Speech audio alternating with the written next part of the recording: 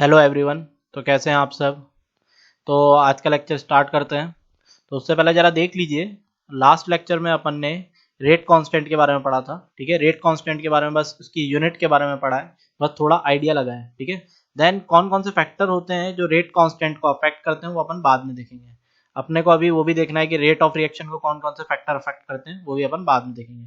Then मॉलिक्यूलैरिटी के बारे में पढ़ लिया है कि एलिमेंट्री रिएक्शन की मॉलिक्यूलैरिटी कैसे निकाली जाती है और कॉम्प्लेक्स के लिए कैसे निकाली जाती है।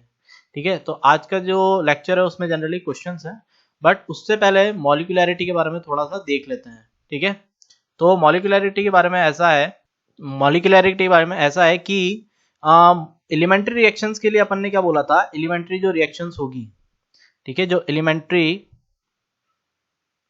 रिएक्शन है उसके लिए क्या बोला था, जैसे A plus B gives C plus D. तो अपन ने क्या बोला था, इसके कितने number of atoms, number of molecules कितने पार्टिसिपेट कर रहे हैं मतलब प्रोडक्ट फॉर्मेशन में उनके कोलिजन्स के टाइम पे। तो यहाँ पे एलिमेंट्री है तो अपन ने स्टाइकोमेट्रिक कोफिशिएंट को ऐड कर दो, तो मॉलिक्यूलैरिटी कितनी आ रही है इसकी, डायरेक्ट अपन निकाल देते हैं 2। बट कॉम्प्लेक्स के लिए दिक्कत है, तो कॉम्प्लेक्स के लिए अपन ने कैसे बोला था, आपको उसका मैकेनिज्म अगर गिवन होगा तो वैसा रहेगा कि mechanism slow step fast step जैसी रहेगी उसके अकॉर्डिंग निकालेंगे। ठीक है, तो वैसा हो गया था। देन अब इसकी जरा बात कर लेते हैं। जैसे अपन ने बात करी थी कि जो ऑर्डर होता है वो पॉजिटिव नेगेटिव फ्रैक्शन किसी में भी आ सकता है, जीरो भी हो सकता है, बट जो मॉलिक्यूलैरिटी होती है वो जरा देख लें आप। मॉलिक्यूलैरिटी मॉलिक्यूलैरिटी जो होती है नॉट इक्वल टू जीरो, वो कभी जीरो नहीं हो सकती। इसका मतलब रिएक्टेंट में कोई मॉलिक्यूल ही नहीं है, पार्टिसिपेट ही नहीं करा, तो कॉमन सी बात है रिएक्शन होगी ही नहीं, तो वो जीरो नहीं हो सकती। इवन वो नेगेटिव में भी नहीं हो सकती है। ठीक है, कि नेगेटिव में यूज में आ रही है। और जो नंबर ऑफ मॉलिक्यूल्स हैं वो भी आपके ऐसा नहीं कि फ्रैक्शन में आ रहे हैं, तो वो भी वो फ्रैक्शन में भी नहीं आ सकते। ठीक है, तो यहाँ पे मॉलिक्यूलैरिटी क्या क्या होगी, जनरली जो मॉलिक्यूलैरिटी देखी गई है वो 1 तक देखी जाती है, 2 तक देखी जाती है, 3 तक देखी जाती है। 4 थोड़ा सुनना, मॉलिक्यूलैरिटी 4 समझना थोड़ा अजीब सा हो जाता है, मतलब समझो खुद ही एक ही टाइम पे 4 मॉलिक्यूल टकरा रहे हैं, थोड़ा अजीब हो जाता है मामला, मतलब कोलिजन्स परफेक्ट नहीं हो सकते। क्यों, लास्ट लेक्चर में अपन ने बोल दिया था मॉलिक्यूलैरिटी मतलब प्रोडक्ट तभी फॉर्म होता है जब इफेक्टिव कोलिजन्स होते हैं। तो 4 मॉलिक्यूल एट अ टाइम टकराना, कोलाइड होना, वो बहुत मुश्किल हो जाता है, और वो भी प्रॉपर ओरिएंटेशन में टकराए जिसकी वजह से प्रोडक्ट बने, तो वो थोड़ा मुश्किल हो जाता है। तो मॉलिक्यूलैरिटी जनरल जो देखी जाती है 1 2 3 तक ही देखी जाती है, ये रहता है। 4 रेयर हो जाता है, वो जनरली कम ही मिलेगा आपको, न के बराबर का ही रहेगा। तो आगे आपकी मॉलिक्यूलैरिटी दिक्कत करती है, आगे नहीं हो पाती। तो देन जनरली जो होता है आपका वो 3 तक ही होता है। देन उससे पहले वाले लेक्चर में हमने कुछ न्यूमेरिकल्स करे थे ऑर्डर के ऊपर, तो आज क्यों ना अपन ऑर्डर के ऊपर ही न्यूमेरिकल करते हैं, बट इस बार कॉम्प्लेक्स है। ठीक है, कॉम्प्लेक्स वाला है। तो पहला क्वेश्चन है, जैसे जरा यहाँ पे देखिए, पी से आर में कन्वर्ट हो रहा है। ठीक है, आर आपका प्रोडक्ट है और आपकी रिएक्शन कॉम्प्लेक्स है। यहाँ पे क्या दे रखा है, कॉम्प्लेक्स है। उसका मैकेनिज्म दिया हुआ है, ये रिएक्शन जो चल रही है इसका मैकेनिज्म दे रखा है। फर्स्ट स्टेप दे रखी है आपको, कोई स्टेप दे रखी है, पी से क्यू में कन्वर्ट हो रहा है, पी से 2Q में कन्वर्ट हो रहा है, और यहाँ पे इक्विलिब्रियम आ रहा है। और ये स्टेप्स आपको बता रखी है फास्ट है, एफ यहाँ पे क्या दे रखा है आपको, फास्ट, और एस यहाँ पे स्लो, ऐसा दे रखा है। ठीक है, और सुनना, जब भी फास्ट होगी तो अपने आप समझ लेना वहां इक्विलिब्रियम होगा ही होगा। कई बार क्या होता है वहां पे फास्ट लिख देते हैं बट इक्विलिब्रियम का साइन नहीं देते हैं ऐसा, तो इसका मतलब आप समझ जाओ कि वहां पे इक्विलिब्रियम आएगा ही आएगा, वैसा है। देन आपको ऑर्डर बताना है, क्वेश्चन में ऑर्डर दे रखा है। तो सुनना, जहां स्लो स्टेप होती है वो आरडीएस होती है, रेट डिटरमाइनिंग स्टेप, इसी से ही आपको रेट लॉ लिखना पड़ेगा। तो रेट लॉ का एक्सप्रेशन लिख देता हूं मैं स्लो के अकॉर्डिंग, इसके अकॉर्डिंग लिखूंगा। तो आर इक्वल टू कितना हो जाएगा, के, ये रेट कांस्टेंट है। देन इसके हिसाब से लिखेंगे, वो कितना हो जाएगा, क्यू की पावर 2, क्यों एलिमेंट्री स्टेप्स है, कॉम्प्लेक्स खुद एलिमेंट्री से बनती है, इसलिए यहाँ पे एलिमेंट्री के अकॉर्डिंग अपन जो आगे कोफिशिएंट होता है वो लिख देते हैं, ये लिख दिया। बट यहां तक काम चल जाता है, बट दिक्कत ये है कि यार ये क्यू तो मेरे को मेन रिएक्शन में दिख ही नहीं रहा, जो मेन रिएक्शन है उसमें क्यू है ही नहीं। इसका मतलब क्यू आपका इंटरमीडिएट प्रोडक्ट आया है, ये बीच में कहीं प्रोडक्ट बन के आया है, ये इंटरमीडिएट प्रोडक्ट है। ठीक है, तो इसका मतलब क्यू को यहाँ से इलिमिनेट करना पड़ेगा। तो क्यू को कैसे इलिमिनेट करा जाएगा वो जरा देखिए। जहां इक्विलिब्रियम आया है, क्यू ना मैं इससे केसी लिख लूं, इसका इसका केसी इक्विलिब्रियम कांस्टेंट। तो ये वाली इक्वेशन 1 मान लो, सेकंड है ना, है ना, from fast step, from fast step, ये फ्रॉम स्लो, ये मैंने स्लो स्टेप से लिखी थी, ठीक है। रेट लॉ आरडीएस हमेशा स्लो से ही लिखी जाती है। फास्ट से क्या लिख रहा हूं जरा देखना, केसी, केसी क्या होता है, इक्विलिब्रियम कांस्टेंट, इक्विलिब्रियम कांस्टेंट, और ये किसके बराबर आता है, rate constant for forward upon rate constant for backward. तो फॉरवर्ड के लिए देखिए एरो के ऊपर लिख रखा है K1, वो फॉरवर्ड है, और बैकवर्ड के लिए K2, तो K1 अपॉन K2 लिखा जाता है Kc, और इसका वैल्यू होता है Kc का प्रोडक्ट की कंसंट्रेशन अपॉन रिएक्टेंट की कंसंट्रेशन। तो प्रोडक्ट की कंसंट्रेशन कितनी है, वो मान लेंगे Q की जो भी कंसंट्रेशन होगी Q, और उसके ऊपर स्क्वायर 2, मतलब उसके ऊपर स्क्वायर सॉरी, देन नीचे कितना आ जाएगा P, या गया। यहां से मैं Q का वैल्यू निकाल सकता हूं, तो यहां से Q का वैल्यू कितना निकल रहा है वो जरा देख लेते हैं। Q का वैल्यू एक तरफ ले जाओ, Q square equal to K1 upon, देखिए यहाँ पे मेरे को K1 और K2 गिवन कर रखा है, तो डेफिनेटली आंसर में भी K1 और K2 आएगा ही आएगा। अगर K1 नहीं देते तो वहां पे मैं इक्विलिब्रियम कांस्टेंट Kc लेके चलता, पर K1 K2 दिया है तो मतलब फाइनल आंसर में K1 K2 आएगा। देन यहाँ पे मल्टीप्लाई कर देते हैं P, तो ये वैल्यू आई है Q स्क्वायर की, और मेरे को यहाँ पे जो चाहिए थी वैल्यू वो भी Q स्क्वायर की चाहिए थी, तो इस वाली को वैल्यू को उठा के पुट कर दो 1 में, ठीक है, पुट इन इक्वेशन 1, इक्वेशन 1 में पुट करेंगे तो क्या मेरे को वैल्यू मिलेगा वो जरा देखो, आर इक्वल टू के, क्यू स्क्वायर की जगह रख दूंगा K1 अपॉन K2 P, ठीक है, क्या लिख दूंगा P, देन इसकी जगह यहाँ पे ये वाला P आपका रिएक्शन में ही है, तो ना ये वाला P यहाँ पे ही है, और ये मैंने क्यू स्क्वायर की वैल्यू पुट कर दी। तो देन अब जरा देखिए इसको R, इसको ऐसे लिख देंगे K, ये रेट कांस्टेंट है, ओवरऑल रिएक्शन का रेट कांस्टेंट, और ये K1 और ये K2, ये अब पूरी ओवरऑल रिएक्शन का आ गया, ये नया कांस्टेंट बन जाएगा K into K1 upon K2। ये वाला जो K है ये स्लो के हिसाब से लिखा है, और ये मैंने फास्ट के हिसाब से लिखा है K1 अपॉन K2, और इधर हो जाएगा P का स्क्वायर, ये चीज हो जाएगी। तो आंसर जो आएगा आपका वो कितना आएगा, यहाँ से ऑर्डर n का वैल्यू कितना आ जाएगा 2, तो ऑर्डर आ जाएगा अपने पास 2। देन सेकंड क्वेश्चन जरा देखिए आप, सेकंड क्वेश्चन आपकी स्क्रीन पे, ये वाला देखिए, ये भी वैसा ही है, आपको एक कॉम्प्लेक्स रिएक्शन दी हुई है, देन उसके मैकेनिज्म दे रखा है, ये फास्ट है, ये स्लो है, ये फास्ट है, ऐसा कुछ है। अब जरा स्लो से पहले वही आपका फाइंड ऑर्डर, ऑर्डर फाइंड करना है आपको, तो सबसे पहले आप क्या करिए, जो स्लो वाला है उससे रेट लिख लीजिए। तो रेट कैसे लिखूंगा मैं, ये वाली स्लो है, ठीक है, इससे लिख लेता हूँ रेट, तो क्या हो जाएगा रेट लॉ के कंसंट्रेशन A की पावर 1 B2 की पावर यहाँ पे 1, तो रेट लॉ यहाँ से अगर इतना सही होता तो मैं बोल देता ऑर्डर 2 है, बट नहीं यार, जरा देखिए ए मेन रिएक्शन में है ही नहीं, सिंगल जो मेरी मेन रिएक्शन है ये वाली, इसमें ए कहाँ दिख रहा है, इसमें तो ए है ही नहीं। जब ए नहीं है तो उसको इलिमिनेट करना पड़ेगा, उसको हटाना पड़ेगा मेन रिएक्शन से। अब देखिए आपके पास दो फास्ट रिएक्शन है, तो दो फास्ट रिएक्शन में से कौन सी वाली यूज करनी है वो आप थोड़ा सोच समझ के करिए। अगर मैं नीचे वाली फास्ट रिएक्शन यूज करूंगा तो एक नया कांस्टेंट वापस आ जाएगा, नया एक और आ जाएगा बी, और बी वापस मेन रिएक्शन में नहीं है, तो क्यों ना मैं फर्स्ट वाली यूज करता हूं, फर्स्ट फास्ट रिएक्शन। तो फर्स्ट वाली फास्ट रिएक्शन को अगर मैं यूज करूंगा तो उससे मैं जरा देखिए यहां से फ्रॉम फास्ट रिएक्शन, उससे क्या लिखूंगा मैं Kc, देखिए अब यहाँ पे K1 और K2 नहीं दिया था, और मैंने आपसे बोला जब भी आपको फास्ट रिएक्शन दे रखी है तो यहाँ पे इक्विलिब्रियम अपने आप मान लेना।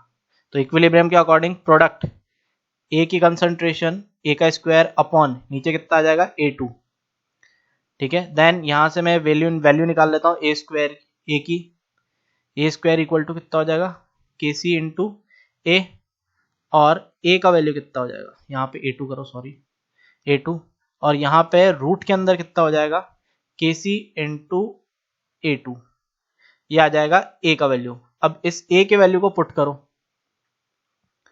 पुट इन इक्वेशन 1, ये वाली इक्वेशन 1 ले लो, इसमें पुट कर दो इसको। अगर आप पुट करोगे तो जरा देखिए क्या होगा, अब इसमें पुट कर दीजिए, तो R इक्वल टू के, A की जगह पुट करना है अपने को, तो रूट के अंदर Kc A2, और रूट के बाहर अपना ये B2, इसकी कंसंट्रेशन 1, तो देन अब इसको ऐसा करते हैं, थोड़ा सिंप्लीफाई कर देते हैं, r इसको k कर देते हैं, इसको kc की पावर 1/2 कर देता हूं, और इस वाले को कर देता हूं A2 की कंसंट्रेशन की पावर 1/2 और ये B2 की पावर 1। देन ऑर्डर क्या हो जाएगा आपका इस बार, n इज इक्वल टू हो जाएगा आपका 1/2 प्लस 1 यानी 3/2, ये आपका ऑर्डर आएगा। ठीक है, तो आपका ऑर्डर कितना आ गया इसमें 3/2। और कई बार देखना ऑप्शन में यार इसको नया कांस्टेंट बना दे सकते हैं, वो नया कांस्टेंट बोल देंगे इसको k, ओवरऑल k नेट। ठीक है, नेट बना देंगे, कुछ भी दे सकते हैं k नेट या कुछ भी, ओवरऑल रिएक्शन के लिए नया k बना के दे देंगे यहाँ पे, तो वो नया कांस्टेंट हो जाएगा, वो भी रेट कांस्टेंट ही है बट वो ओवरऑल रिएक्शन के लिए हो जाएगा, ऐसा कुछ रहेगा। देखिए एक और क्वेश्चन करते हैं अपन। ठीक है, एक क्वेश्चन और करते हैं। तो ये ओजोन का है, जरा इसमें भी जरा देखिए, ये भी कॉम्प्लेक्स दे रखा है, क्यों, एक फास्ट स्टेप है एक स्लो स्टेप है। तो सबसे पहले अपन क्या करेंगे यहाँ पे, सबसे पहले अपन स्लो स्टेप से इसका R निकाल लेते हैं। R इक्वल टू कितना हो जाएगा, K ऑक्सीजन, नेसेंट ऑक्सीजन की पावर 1, O3 ओजोन की पावर 1, ऐसा हो जाएगा। बट मेरी मेन रिएक्शन में नेसेंट ऑक्सीजन है ही नहीं, देख लीजिए आप, मेन रिएक्शन ये रही, तो आपको इसको एलिमिनेट करना पड़ेगा, हटाना पड़ेगा। और कैसे हटाएंगे, फास्ट रिएक्शन की मदद से। तो अपन यहाँ पे Kc लिख देते हैं, प्रोडक्ट O2 और नेसेंट ऑक्सीजन O, और नीचे O3 का स्क्वायर। नेसेंट ऑक्सीजन O की वैल्यू कितनी आ जाएगी यहाँ से, O की, नेसेंट ऑक्सीजन O की वैल्यू यहाँ से आ जाएगी Kc into concentration of O3 divide में कंसंट्रेशन ऑफ O2। ये वाली वैल्यू आप नेसेंट ऑक्सीजन की पुट करिए फर्स्ट इक्वेशन में, है ना। फर्स्ट इक्वेशन में जब आप पुट करोगे तो आपको क्या मिलेगा वो जरा देखिए आप, R equal to Kc O3 upon O2, ये मिल जाएगा। देन यहाँ पे एक O3 पहले से, ये वाला O3, ये वाला यहाँ पे था। देन ओवरऑल कैसे लिख सकता हूँ मैं इसको, R equal to K into K C, के इंटू के सी को एक नया कांस्टेंट बना देंगे, Kn कुछ भी नया बना सकते हैं या ऐसे भी दे सकते हैं, O3 की पावर 2 और O2 की पावर -1। अब जरा देख लीजिए रिएक्शन में है या नहीं है, O3 और O2, O3 और O2 देख लीजिए। फाइनल जो मैंने लिखा है O3 और O2 दोनों मेन रिएक्शन में, चाहे वो रिएक्टेंट साइड हो या प्रोडक्ट हो वो चलेगा। जरा जैसे पहले के क्वेश्चन भी आप जरा देखिए, पहले वाले में, इसमें देखिए जो आपका आ रहा था फाइनल, उसमें A2 आ रहा था और B2 आ रहा था। ठीक है, और A2 और B2 मेन रिएक्शन में था, जरा देख सकते हो आप, A2 ये रहा मेन रिएक्शन में, B2 बट ये रिएक्टेंट साइड ही था तो चल जाएगा। ठीक है, जैसे इससे पहले वाले में यहाँ पे P ये भी आपके मेन रिएक्शन में था और रिएक्टेंट साइड ही था, ये देख लीजिए P है वो भी रिएक्टेंट साइड में है।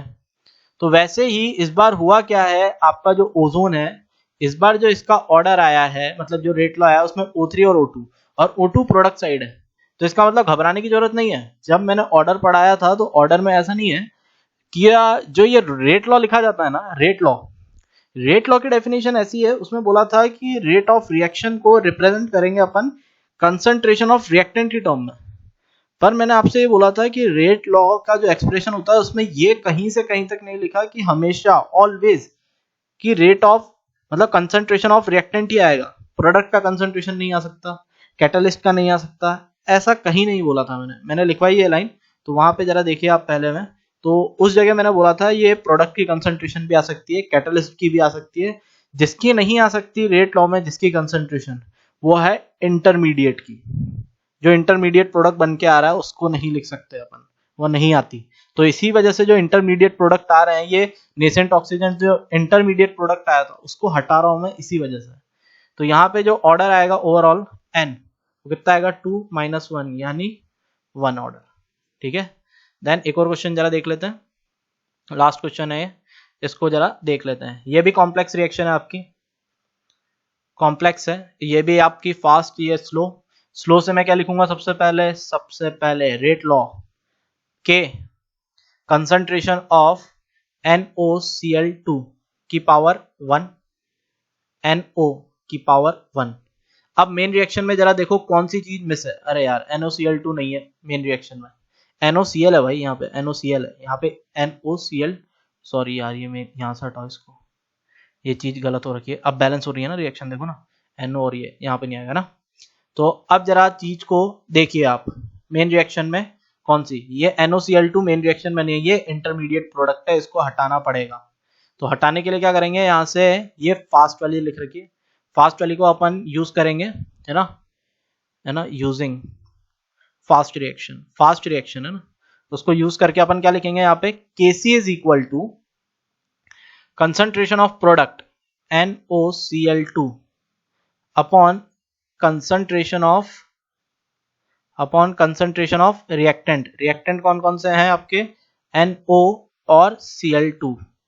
यहां से इसकी वैल्यू निकाल लो, NOCl2 की, इसकी वैल्यू कितनी आ जाएगी, Kc concentration of NO concentration of Cl2। ठीक है, इस वाली वैल्यू को उठा के यहां पटको, यहां पे जब आप पुट करोगे तो कितना आ जाएगा, के सॉरी इसको थोड़ा सा, इसका कितना हो जाएगा, R इक्वल टू के into KC concentration of NO concentration of Cl2 और बचा हुआ पार्ट आपका NO, ये वाला यहाँ पे जो ये NO है ये वाला रख दिया। देन अब इससे होगा क्या, R इक्वल टू के इंटू KC, यहां पे हो जाएगा NO का स्क्वायर देन Cl2, तो ऑर्डर कितना आ जाएगा, ऑर्डर कितना हो जाएगा, 2 + 1 यानी 3, तो आंसर आएगा आपका 3। ठीक है, तो देन जो नेक्स्ट लेक्चर होगा उसमें अपन जो देखेंगे वो देखेंगे सूडो रिएक्शंस कैसी होती है वो थोड़ा देखेंगे अपन, और उसके बाद ऑर्डर चालू करेंगे, ऑर्डर वाली रिएक्शंस, ऑर्डर के ऊपर क्वेश्चन। ठीक है।